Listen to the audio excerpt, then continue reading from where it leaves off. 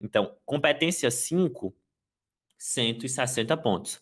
Competência 4, como vocês bem perceberam, faltou aí o uso de recursos coesivos para ligar, né, os parágrafos, os períodos, e nós temos também repetições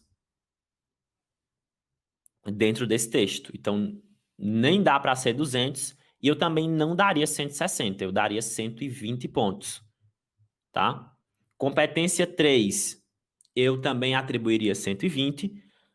O texto foi, apesar que esse critério não é da competência 3, tá? Isso é competência 2, mas o texto foi inteiramente, basicamente, baseado nos textos motivadores, né? Ela não pegou uma coisinha ali e uma coisinha aqui.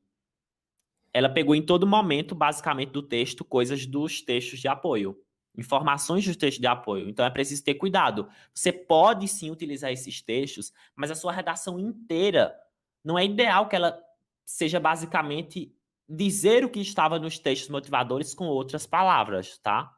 Não é para fazer isso. E competência 2 tem o repertório ali da Constituição Federal, que é um repertório legitimado, pertinente e produtivo. Então, eu daria 200 pontos na competência 2. E na competência 1, 120 pontos. Como que o Enem se comportou diante desse texto? O Enem se comportou diante desse texto assim. Na competência 1, eu daria 120, o Enem deu 160. Eu vou colocar aqui. Na competência 2, eu daria 200, o Enem deu 180. O que significa isso?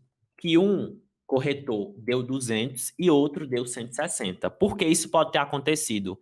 Porque ela não tinha uma carta na manga.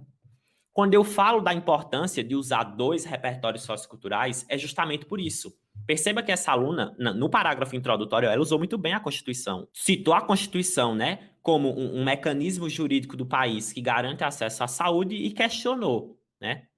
E as pessoas que sofrem de doenças mentais? A Constituição não é válida para elas, e ela explicou por quê. E ainda faz uma retomada ao final do texto.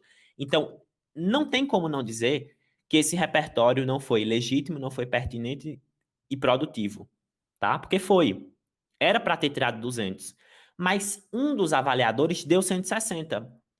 E de quem é a culpa? Do corretor ou do aluno? Do aluno. Do aluno. Por quê? Porque eu sempre falo aqui nas lives, nas aulas abertas, dentro do curso de redação, lá é que eu pego no pé deles mesmo. Usem no mínimo 2 repertórios.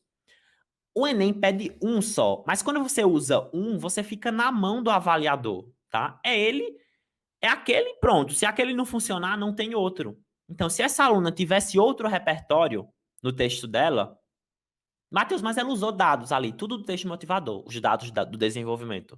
Se tivesse outra referência ali, ela teria outra chance de tirar 200 pontos. Mas como não teve, acabou perdendo 20 pontos por culpa não do avaliador, por conta da aluna, tá?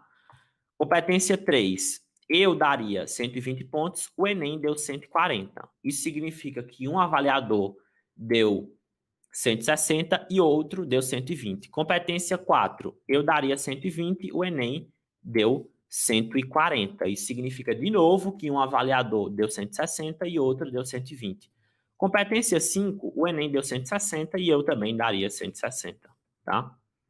Então, a gente tem aí 780 que ela tirou no Enem e eu daria para esse texto, deixa eu fazer a soma aqui, 120 vezes 3 mais 200 mais 160. Eu daria 720. O Enem deu 780, tá? Matheus, você é muito rigoroso. Não sou. Eu tô aí no limite de nota. Pode existir uma divergência de até 100 pontos. Por exemplo, se um corretor der 720 e outro der 800, vai somar essas duas notas e aquela é a nota do aluno, tá? A média das duas notas vai ser a nota final do aluno.